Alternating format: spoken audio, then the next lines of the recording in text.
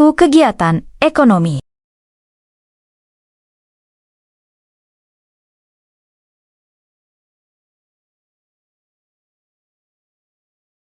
Rumah tangga.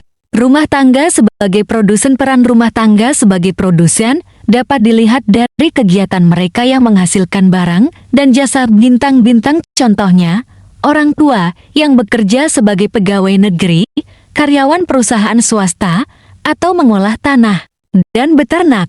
Banyak ibu-ibu yang sambilan, yaitu mengerjakan pekerjaan lain setelah pekerjaan utama mereka, misalnya membuat kue pesanan setelah pulang kantor. Terkadang mereka menerima pesanan dalam jumlah besar menjelang hari-hari besar. Kegiatan produksi di rumah tangga juga dapat dilakukan oleh anak-anak. Contoh, ibu membuat kue sepulang sekolah. Rumah tangga sebagai distributor. Kegiatan rumah tangga mengirimkan barang yang dihasilkan kepada pemesan merupakan kegiatan distribusi bintang-bintang. Contohnya, Ibu Dini membuka toko untuk mendistribusikan kue hasil buatannya. Rumah tangga juga dapat menjadi media untuk mendistribusikan barang dan jasa produk orang lain. Misalnya, selain menjual kue, Ibu Dini juga menjual minuman botol dan makanan ringan dari perusahaan lain, sehingga ia menjadi media penyampaian produk tersebut. Rumah tangga sebagai konsumen. Peran rumah tangga sebagai konsumen terlihat dari kegiatan mereka mengonsumsi barang dan jasa. Kegiatan konsumsi adalah kegiatan yang paling dominan dilakukan oleh rumah tangga dalam seluruh kegiatan ekonomi. Setiap rumah tangga pasti melakukan kegiatan konsumsi, sehingga rumah tangga dalam ilmu ekonomi juga disebut rumah tangga konsumsi (RTK). Contohnya, makan setiap hari, berpakaian, menonton televisi, menggunakan jasa transportasi.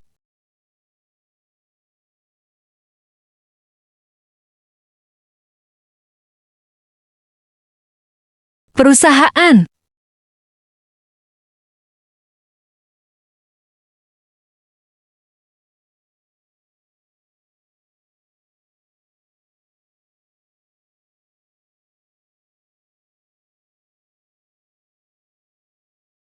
Pengertian perusahaan.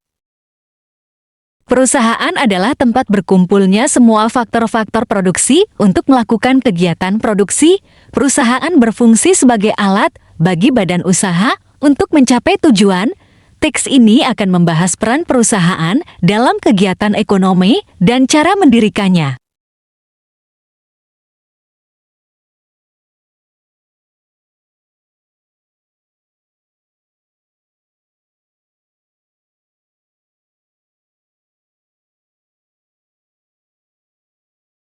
Peran perusahaan dalam kegiatan ekonomi. Perusahaan sebagai produsen. Sebagai produsen, perusahaan melaksanakan kegiatan produksi, yaitu menghasilkan barang dan jasa. Kegiatan produksi menjadi kegiatan utama perusahaan. Dalam kegiatan ini, perusahaan mengolah bahan mentah atau bahan baku menjadi barang setengah jadi dan barang jadi.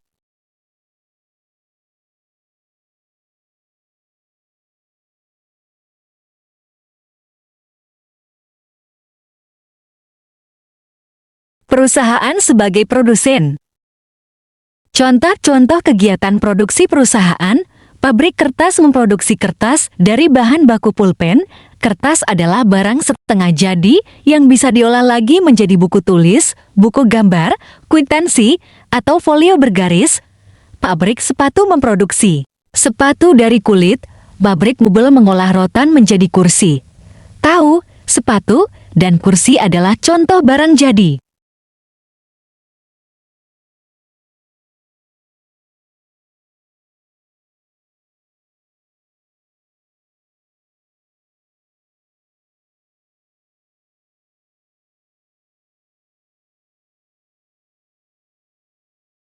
Perusahaan sebagai konsumen. Dalam kegiatan produksi, pasti terdapat bahan baku, tenaga kerja, dan alat produksi atau modal dan tenaga ahli. Dalam kegiatan produksi, perusahaan tidak hanya membutuhkan bahan baku, tetapi juga tenaga kerja, mesin, dan keahlian atau keterampilan tertentu. Intinya, perusahaan melakukan kegiatan produksi dengan mengonsumsi berbagai faktor-faktor produksi minimal.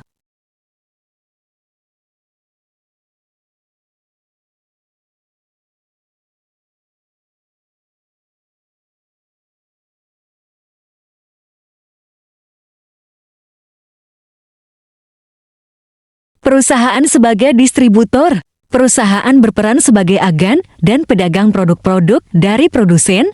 Dalam kegiatannya, mereka menampung atau membeli barang dan jasa dari produsen, kemudian menjualnya kembali kepada pembeli konsumen.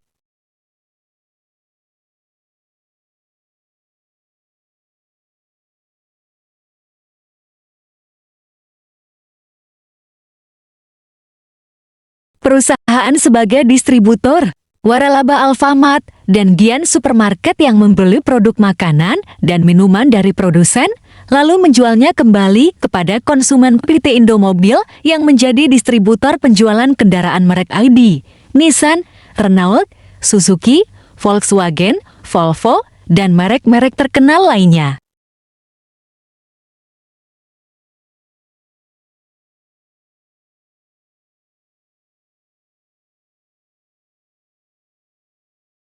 Cara mendirikan perusahaan perseorangan. Bintang-bintang, setiap orang yang ingin mendirikan perusahaan perseorangan harus memenuhi 3 syarat utama: memiliki modal, melaksanakan pembukuan, membayar pajak. Cara mendirikan perusahaan komanditer CV bintang. Meskipun jumlah perusahaan berbentuk CV lebih sedikit dibandingkan perseroan terbatas, CV dapat didirikan dengan syarat dan prosedur yang lebih mudah. Syarat pendirian hanya mensyaratkan didirikan oleh 2 orang atau lebih dengan menggunakan akta notaris bahasa Indonesia.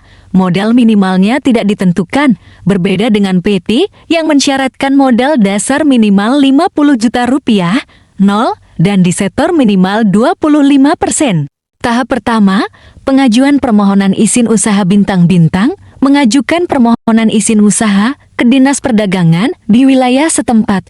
Syarat-syarat: fotokopi izin pemegang saham perusahaan, fotokopi nomor pokok wajib pajak NPWP, surat keterangan domisili atau SEKO, neraca keuangan perusahaan, dan materai senilai Rp6.000. 0. Cara mendirikan perusahaan komanditer CV bintang. Meskipun jumlah perusahaan berbentuk CV lebih sedikit dibandingkan perseroan terbatas, CV dapat didirikan dengan syarat dan prosedur yang lebih mudah. Syarat pendirian hanya mensyaratkan didirikan oleh 2 orang atau lebih dengan menggunakan akta notaris bahasa Indonesia. Modal minimalnya tidak ditentukan, berbeda dengan PT yang mensyaratkan modal dasar minimal 50 juta rupiah, 0, dan disetor minimal 25%. Cara mendirikan firma bintang. Firma merupakan bentuk perusahaan yang didirikan oleh 2 orang atau lebih yang bekerja sama untuk mencapai tujuan bersama. Tahap-tahap mendirikan firma. Bintang membuat akta pendirian di depan notaris, mendaftarkan akta pendirian kepada Panitera Pengadilan Negeri di mana firma tersebut berkedudukan, pengumuman akta pendirian di dalam Berita Negara Republik Indonesia BNRE. Cara mendirikan perusahaan. Tahap kedua, pengajuan izin permohonan tempat usaha bintang-bintang. Mengajukan izin permohonan tempat usaha dari Pemda setempat. Untuk itu, harus menyiapkan proposal berisi rencana dan uraian lengkap usaha yang akan didirikan, termasuk biaya modal usahanya. Mengisi beberapa formulir dan dipersiapkan, menyertakan dengan lokasi usaha, beberapa fotokopi yang perlu disiapkan, fotokopi KTP pengurus perusahaan, NPWP, dan surat bukti kepemilikan tanah dan atau bangunan yang dijadikan lokasi usaha.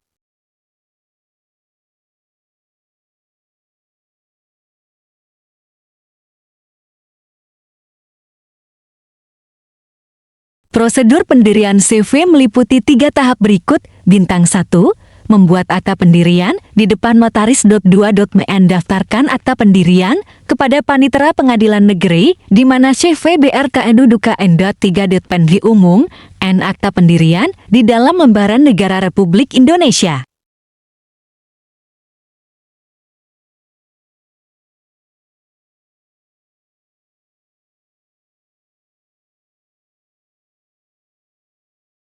Cara mendirikan perseroan terbatas PT bintang. Pendirian PT disebutkan lebih sulit dibandingkan dengan bentuk perusahaan lainnya. Sebelum mengajukan permohonan untuk mendirikan PT, para pihak yang ingin mendirikannya harus sudah sepakat mengenai 5 hal berikut.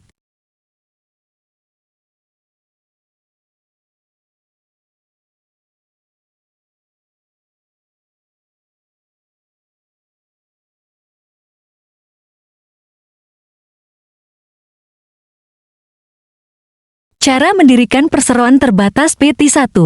Pendiri Persero AN.2. Nama perseroan terbatas PT. Terdapat catatan tulisan tangan PT WNA dan WNA 3. Maksud, tujuan, dan kegiatan usaha. Terdapat tulisan tangan BUMN, Koperasi 4 Modal Perseroan, syarat-syarat pendirian PT.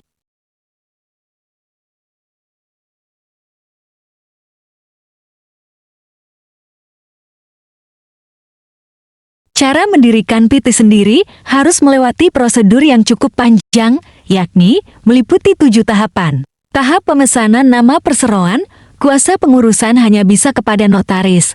Dalam jangka waktu maksimal 60 hari, harus diajukan pengesahannya ke Departemen Kehakiman atau nama menjadi kadaluarsa. Tahap pembuatan akta notaris. Tahap pembuatan tanda daftar perusahaan TDP sekaligus pendaftaran perseroan untuk memenuhi kriteria wajib daftar perusahaan WDP, pengumuman akta pendirian di dalam Berita Negara Republik Indonesia. Tahap pengurusan izin domisili dan NPWP. Tahap pembukaan rekening perseroan dan menyetorkan modal ke kas perseroan. Tahap permohonan pembuatan surat izin usaha perdagangan SEUP atau izin usaha lain yang terkait sesuai dengan maksud dan tujuan usaha.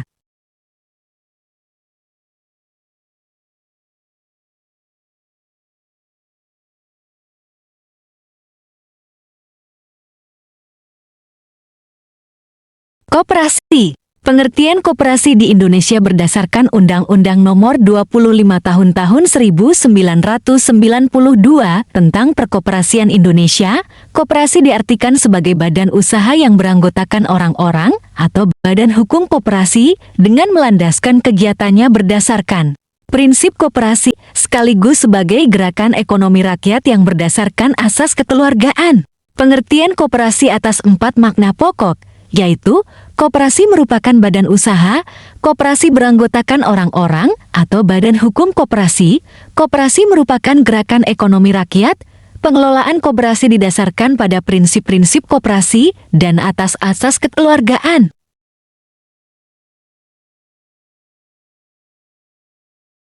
Sejarah Koperasi Indonesia.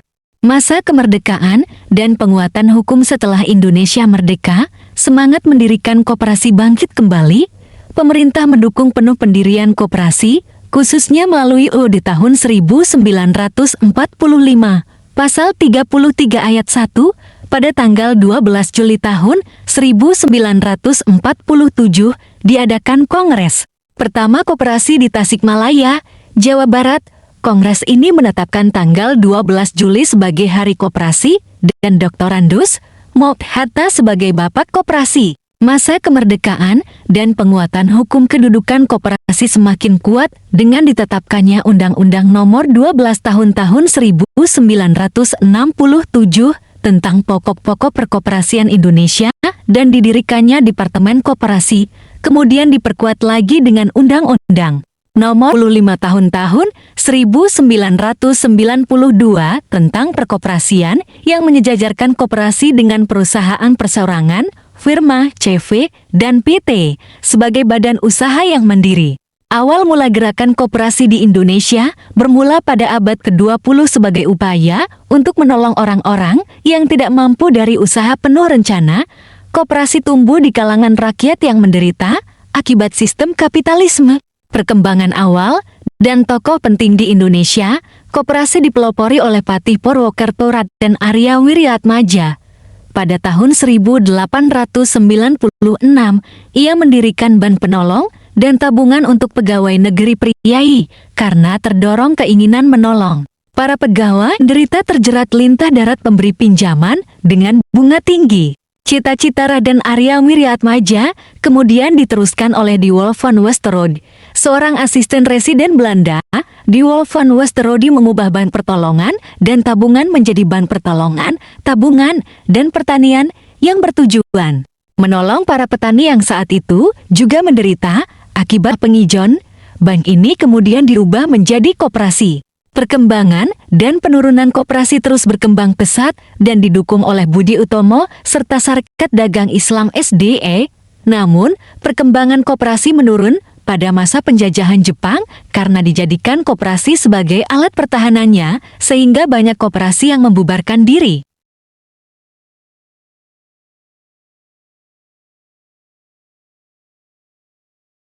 Landasan asas dan tujuan Koperasi Indonesia.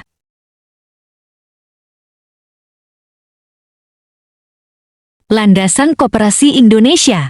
Landasan Koperasi Indonesia merupakan pedoman dalam menentukan arah, tujuan, peran, serta kedudukan koperasi terhadap pelaku-pelaku ekonomi lainnya sesuai dengan UU Nom. 25 tahun 1992 tentang perkoperasian. Koperasi di Indonesia mempunyai landasan ideal dan struktural.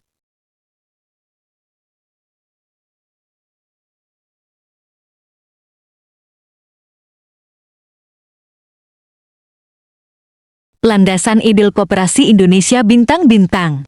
Landasan ideal Koperasi Indonesia bintang-bintang sesuai dengan UU Nom. 25 tahun 1992. Landasan ideal Koperasi Indonesia adalah Pancasila. Pancasila merupakan pandangan hidup dan ideologi bangsa Indonesia. Pancasila yang dimaksud adalah rumusan yang ada dalam pembukaan UUD tahun 1945 alinea keempat, yaitu ketuhanan yang Maha Esa, kemanusiaan yang adil dan beradab, persatuan Indonesia, kerakyatan yang dipimpin oleh hikmat kebijaksanaan dalam permusyawaratan perwakilan, serta keadilan sosial bagi seluruh rakyat Indonesia.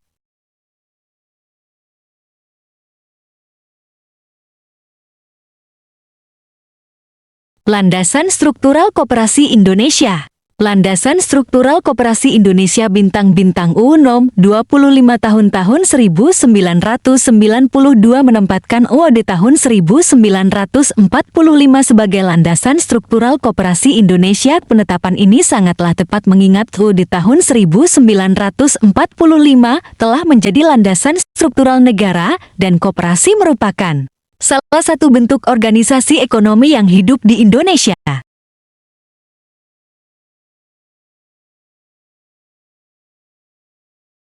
Asas Koperasi Indonesia Bintang. Asas Koperasi Indonesia Bintang selain menetapkan landasan ideal dan landasan struktural, UU Nom. 25 tahun 1992 juga menetapkan asas Koperasi Indonesia.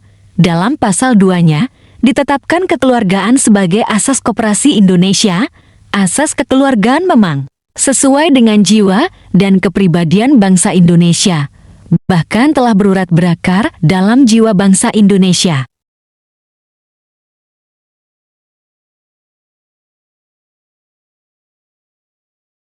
Tujuan Koperasi Indonesia. Tujuan Koperasi Indonesia. Tujuan utama pendirian suatu koperasi adalah untuk meningkatkan kesejahteraan ekonomi para anggotanya. Dalam konteks Indonesia, pernyataan mengenai tujuan koperasi dapat ditemukan dalam pasal 3 UU Nom. 25 tahun 1992. Pasal tersebut, tujuan Koperasi Indonesia adalah memajukan dan meningkatkan kesejahteraan anggota, memajukan kesejahteraan dan kemakmuran masyarakat umum, serta ikut membangun tatanan perekonomian nasional dalam rangka mewujudkan masyarakat yang maju, adil, dan makmur berlandaskan Pancasila dan UUD di tahun 1945.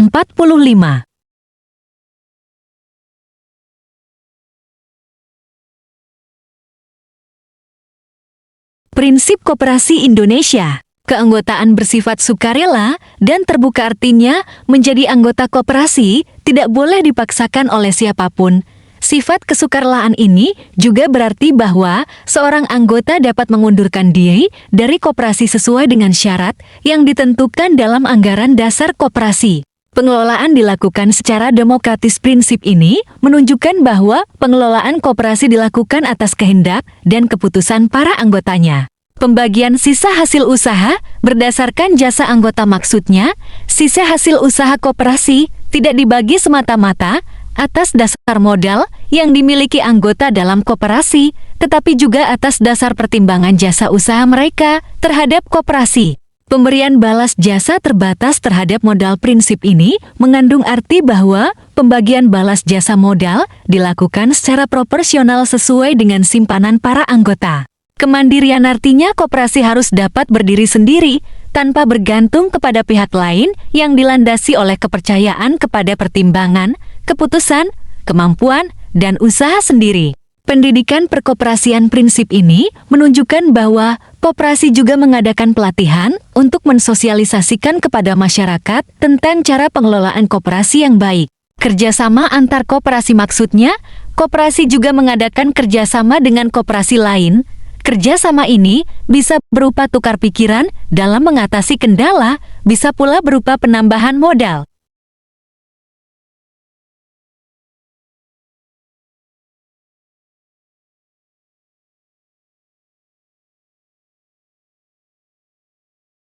Fungsi dan peran koperasi Indonesia. Fungsi dan peran koperasi Indonesia. Bintang-bintang berperan serta secara aktif dalam upaya mempertinggi kualitas kehidupan manusia dan masyarakat, memperkokoh perekonomian rakyat sebagai dasar kekuatan dan ketahanan perekonomian nasional dengan koperasi sebagai saka gurunya tiang utama mewujudkan dan mengembangkan perekonomian nasional yang merupakan usaha bersama berdasarkan atas asas kekeluargaan dan demokrasi ekonomi.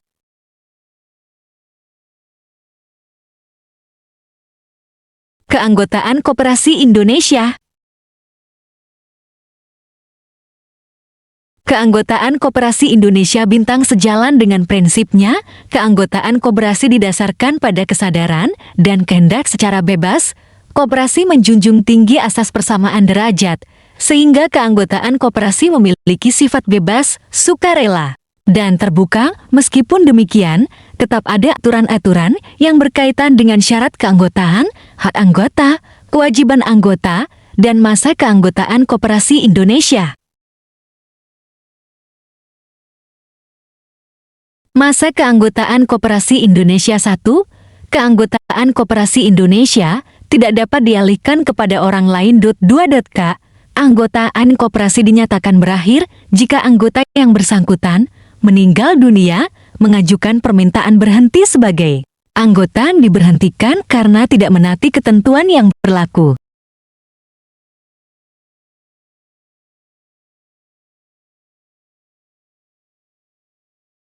Perangkat Organisasi Koperasi Indonesia. Ketentuan mengenai perangkat organisasi koperasi Indonesia diatur dalam Pasal 21 UU No 25 Tahun 1992. Dalam pasal ini ditentukan bahwa perangkat organisasi koperasi Indonesia terdiri atas rapat anggota, pengurus, dan pengawas. Rapat anggota merupakan pemegang kekuasaan tertinggi dalam struktur kehidupan koperasi. Merupakan perwujudan kehendak dari para anggota koperasi untuk membicarakan segala sesuatu menyangkut kehidupan serta pelaksanaan koperasi. Rapat anggota minimal dilaksanakan 1 kali dalam setahun. Oleh karenanya rapat anggota disebut juga rapat anggota tahunan.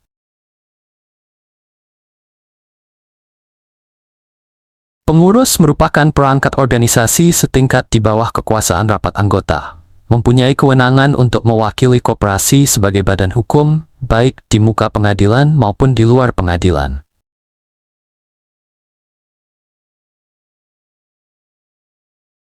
Pengawas juga merupakan perangkat organisasi koperasi Indonesia yang dipilih dari dan oleh anggota koperasi dalam rapat anggota, bertanggung jawab kepada rapat anggota dalam anggaran dasar koperasi Indonesia. Biasanya memuat tentang jumlah anggota pengawas, masa jabatannya, serta persyaratan untuk dipilih dan diangkat sebagai anggota pengawas. Anggota pengawas tidak dapat merangkap sebagai pengurus, sebab kedudukan dan tugas pengawas adalah mengawasi pelaksanaan tugas kepengurusan yang dilakukan oleh pengurus. Syarat-syarat keanggotaan Koperasi Indonesia 1. Mampu melakukan tindakan hukum. 2. Dapat menerima landasan Koperasi Indonesia. 3. Sanggup dan bersedia memenuhi segala kewajiban dan hak sebagaimana tercantum dalam anggaran dasar AD dan anggaran rumah tangga RT.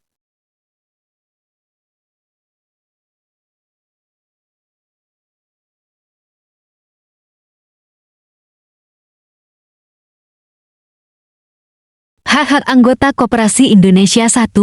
Menghadiri, menyatakan pendapat, dan memberikan suara dalam rapat anggota .2. memilih dan dipilih menjadi pengurus, atau Pendeawas .3. meminta diadakan rapat anggota menurut ketentuan dalam anggaran dasar .4. gemuk akan pendapat atau saran kepada pengurus di luar rapat anggota, baik diminta maupun tidak diminta. 5. Memanfaatkan koperasi dan mendapatkan pelayanan yang sama antara sesama anggota. 6. Mendapat keterangan mengenai perkembangan koperasi menurut ketentuan dalam anggaran dasar.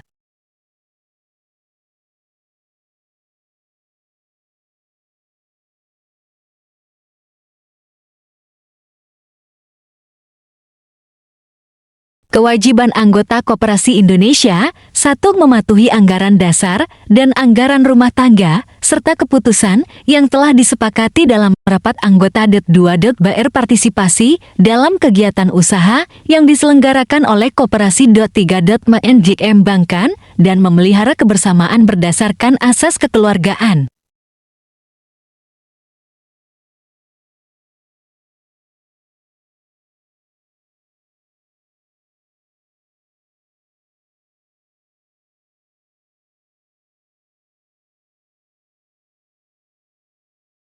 Sumber modal Koperasi Indonesia.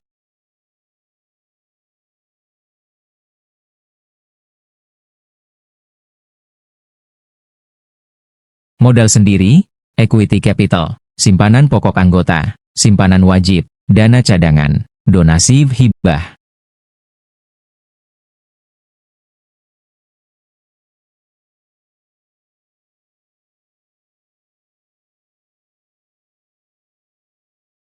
Modal pinjaman, debt capital, anggota, koperasi lainnya, bank atau lembaga keuangan lainnya, penerbitan obligasi, surat hutang lainnya serta sumber lain yang sah.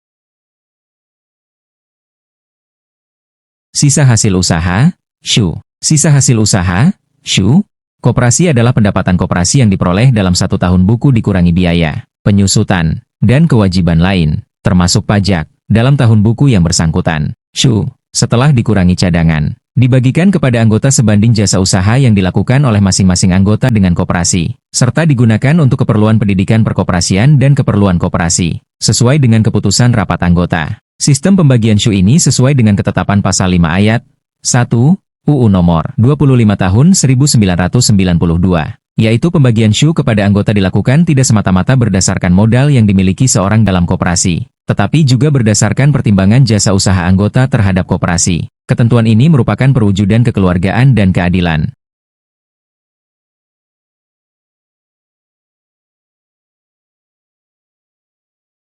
Pendirian dan pembubaran Koperasi Indonesia. Pendirian dan pembubaran Koperasi Indonesia didasari anggaran dasar, ED, dan anggaran rumah tangga, ART, koperasi yang bersangkutan.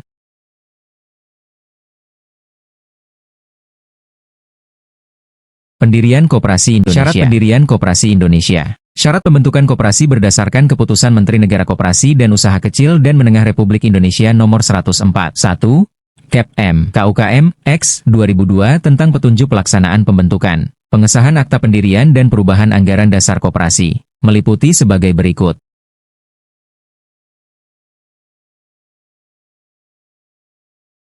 Syarat pendirian Koperasi Indonesia. Koperasi primer dibentuk dan didirikan oleh sekurang-kurangnya 20 orang yang mempunyai kegiatan dan kepentingan ekonomi yang sama. Pendiri koperasi primer haruslah warga negara Indonesia, cakap secara hukum, dan mampu melakukan perbuatan hukum. Usaha yang akan dilaksanakan oleh koperasi harus layak secara ekonomi, dikelola secara efisien, dan mampu memberikan manfaat ekonomi yang nyata bagi anggota. Modal sendiri harus cukup tersedia untuk mendukung kegiatan usaha yang akan dilaksanakan oleh koperasi. Memiliki tenaga terampil dan mampu untuk mengelola koperasi.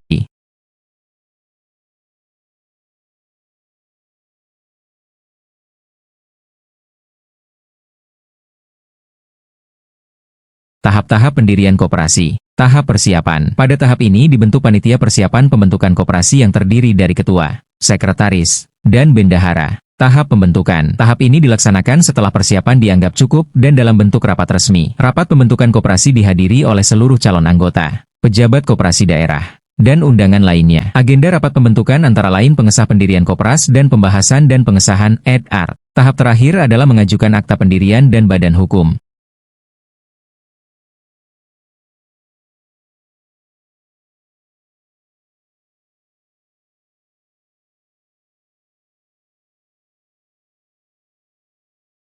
Pembubaran Koperasi Indonesia.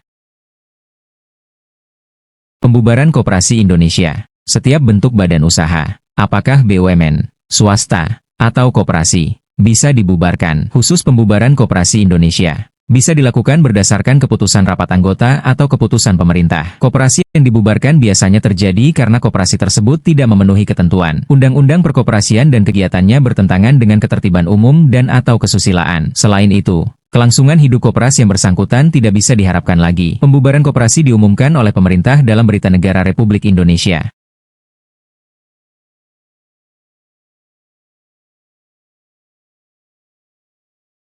Jenis-jenis koperasi. Jenis-jenis koperasi disebabkan Kopras bergerak dalam segala bidang perekonomian. Secara umum Kopras dapat dikelompokkan berdasarkan tingkatan, fungsi, jumlah bidang usaha, dan status keanggotannya.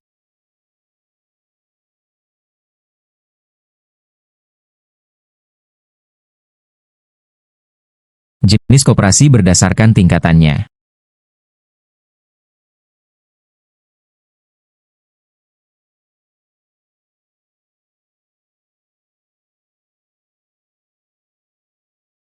Jenis koperasi berdasarkan tingkatannya. Koperasi primer adalah koperasi yang beranggotakan orang seorang minimal memiliki anggota sebanyak 20 orang. Koperasi sekunder adalah koperasi yang beranggotakan badan hukum koperasi. Koperasi sekunder dikelompokkan lagi dalam koperasi pusat, gabungan koperasi, dan induk koperasi.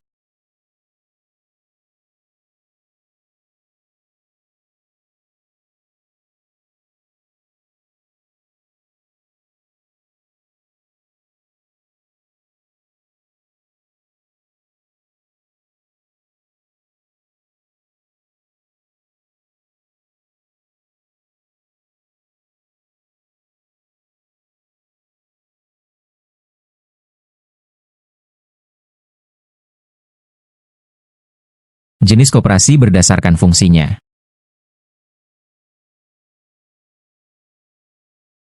Jenis koperasi berdasarkan fungsinya. Koperasi konsumsi adalah koperasi yang menyelenggarakan fungsi pembelian atau pengadaan barang dan jasa untuk memenuhi kebutuhan anggota sebagai konsumen akhir. Di sini anggota berperan sebagai pemilik dan pembeli, konsumen, bagi koperasinya.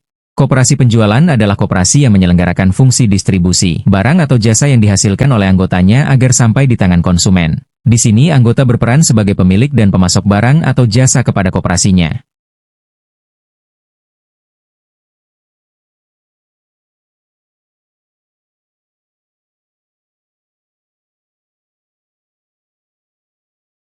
Jenis koperasi berdasarkan fungsinya. Koperasi produksi adalah koperasi yang menghasilkan barang dan jasa di mana anggotanya bekerja sebagai pegawai atau karyawan koperasi. Di sini anggota berperan sebagai pemilik dan pekerja koperasi. Koperasi jasa adalah koperasi yang menyelenggarakan pelayanan jasa yang dibutuhkan oleh anggota, seperti simpan pinjam, asuransi, dan angkutan. Di sini anggota berperan sebagai pemilik dan pengguna layanan jasa koperasi.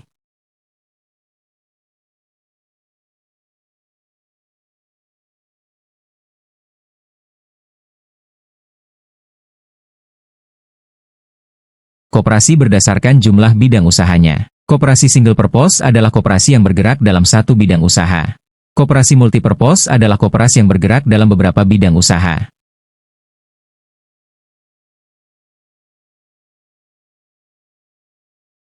Koperasi berdasarkan lingkungannya. Koperasi fungsional adalah koperasi yang anggotanya terdiri atas pegawai-pegawai instansi atau kantor tertentu. Koperasi unit desa, KUD, adalah koperasi yang berada di suatu wilayah tertentu dengan sektor usaha mengutamakan bidang pertanian atau perkebunan. Koperasi sekolah adalah koperasi yang didirikan oleh para siswa pada suatu sekolah sebagai tempat pendidikan dan latihan perkoperasian.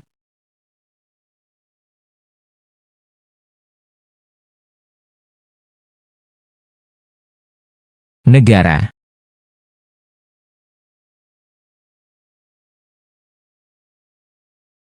Negara sebagai pelaku ekonomi. Negara sebagai konsumen. Negara sebagai konsumen tentu melakukan kegiatan konsumsi yang berbeda dengan rumah tangga, perusahaan, dan koperasi. Kegiatan konsumsi yang dilakukan negara berupa pengeluaran-pengeluaran yang digunakan untuk menjalankan penyelenggaraan negara. Konsumsi negara tercantum dalam Anggaran Pendapatan dan Belanja Negara, APBN. Belanja barang pemerintah merupakan belanja rutin dalam bentuk pengeluaran pembangunan. Contoh pengeluaran negara diantaranya pembangunan gedung DPR, pembangunan sekolah-sekolah, dan pengadaan buku paket untuk sekolah.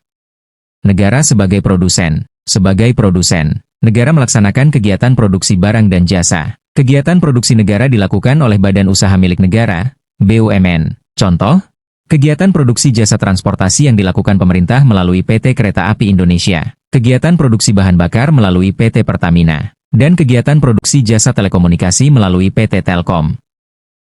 Negara sebagai produsen, menyediakan barang dan jasa yang sangat penting keberadaannya bagi masyarakat banyak terutama rakyat miskin.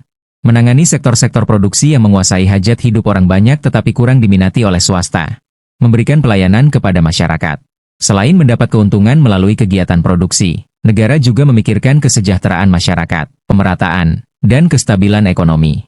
Kegiatan distribusi yang dilakukan negara sedikit berbeda dengan kegiatan distribusi pelaku ekonomi lainnya. Negara lebih mengutamakan distribusi barang dan jasa untuk kesejahteraan masyarakat banyak. Kegiatan distribusi negara dilakukan oleh BUMN. Contoh, negara menugaskan PLN untuk menyalurkan energi listrik, menugaskan PT Pertamina untuk mendistribusikan minyak, dan memerintahkan Bulog untuk menyalurkan beras.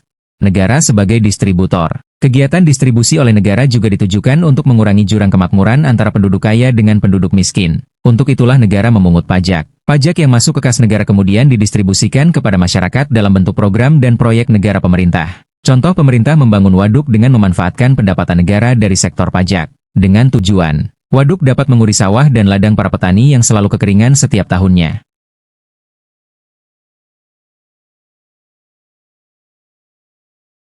Negara sebagai pengatur kegiatan ekonomi, menciptakan dan memelihara keserasian pertumbuhan ekonomi yang mencakup semua sektor produksi yang cukup tinggi. Melindungi masyarakat terhadap dampak negatif yang mungkin timbul akibat pertumbuhan ekonomi yang kurang seimbang dan tak terkendali. Membangun modal sosial seluas-luasnya untuk mendukung pertumbuhan ekonomi yang lebih harmonis.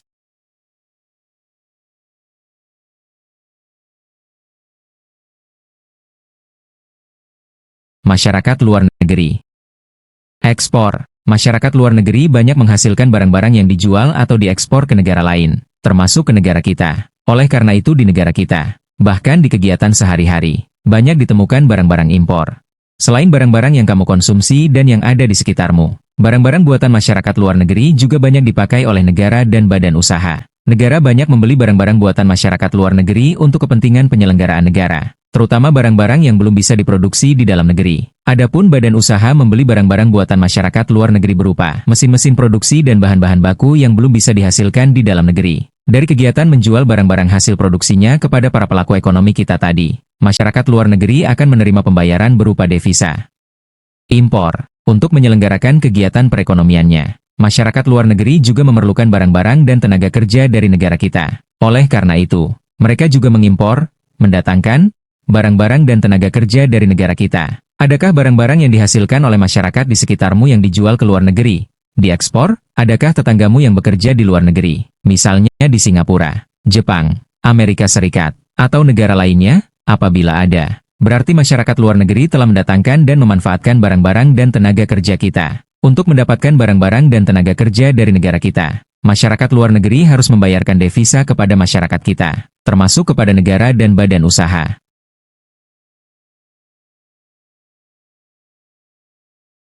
Rangkuman.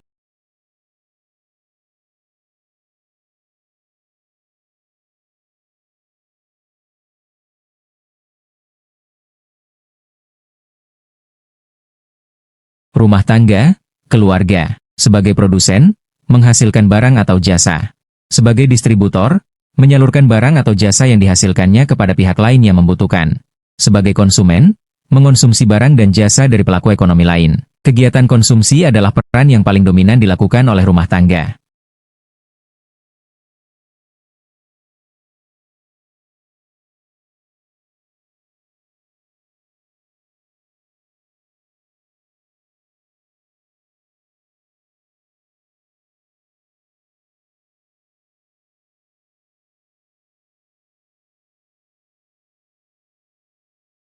Perusahaan, sebagai produsen, memproduksi barang dan jasa untuk memenuhi kebutuhan pelaku ekonomi lainnya. Ini adalah kegiatan utama perusahaan.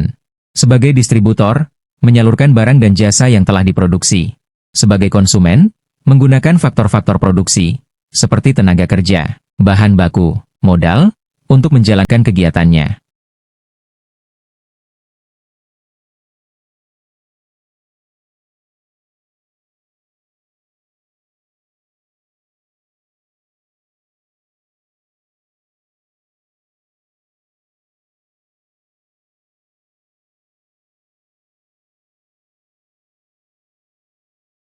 Koperasi, peran utama, memfasilitasi rumah tangga dalam memenuhi kebutuhan. Kegiatan, melakukan kegiatan produksi, distribusi, dan konsumsi seperti perusahaan. Perbedaan utama, koperasi lebih mengutamakan anggota dalam setiap kegiatannya.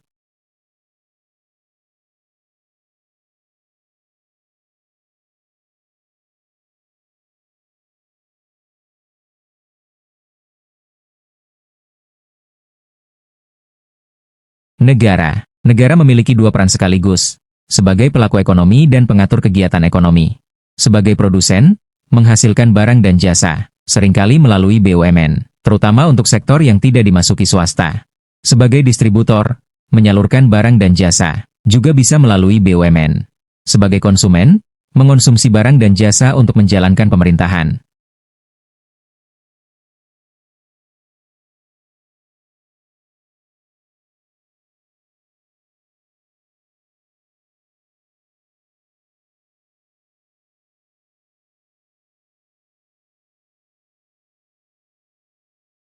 Sebagai pengatur, peran ini memiliki tiga peranan utama, menciptakan dan memelihara keserasian pertumbuhan ekonomi di semua sektor, melindungi masyarakat dari dampak negatif akibat pertumbuhan ekonomi yang tidak seimbang atau tidak terkendali, membangun modal sosial untuk mendukung pertumbuhan ekonomi yang lebih harmonis.